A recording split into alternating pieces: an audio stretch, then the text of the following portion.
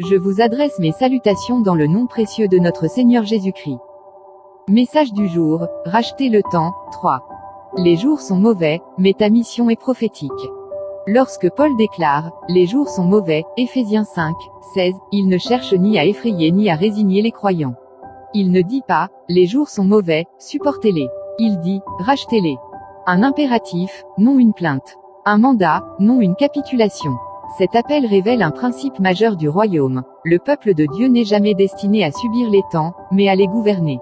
Ainsi, l'exhortation apostolique peut se traduire spirituellement par « Ne te conforme pas à la saison, exerce ton autorité sur elle. Ne laisse pas le chaos te dicter son langage, fais entendre la voix du royaume. Ne ploie pas sous la pression des ténèbres, avance dans la lumière de la révélation. » Oui, les jours sont mauvais. Les atmosphères deviennent lourdes. Les calendriers de la Terre semblent instables, les cycles incertains, les structures fragilisées. Mais le croyant rempli de l'esprit ne se décourage pas devant l'intensité des ténèbres. Car un seul homme ou une seule femme marchant dans la volonté de Dieu peut transformer un jour mauvais en jour de visitation. C'est là le mystère de la mission prophétique.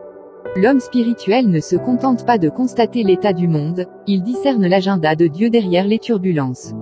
Il se tient entre le ciel et la terre pour imposer l'ordre divin dans les contextes chaotiques. Il devient un axe de lumière au milieu des ténèbres, un point d'intersection où le temps humain rencontre le temps divin. Le croyant conscient de son mandat ne craint pas la noirceur des jours, il se lève comme un luminaire, porteur de clarté. Il ne se laisse pas absorber par les atmosphères dominantes, il les restructure par la prière, l'intercession et la proclamation. Il ne subit pas l'agenda du monde, il fait descendre sur la terre le calendrier de Dieu. Celui qui marche dans sa dimension prophétique devient un agent de synchronisation, un instrument par lequel que ta volonté soit faite sur la terre comme au ciel, Matthieu 6, 10, prend forme dans le temps présent.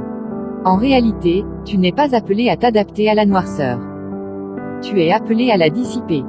Tu n'es pas envoyé pour refléter l'état de ta génération, tu es envoyé pour la réorienter.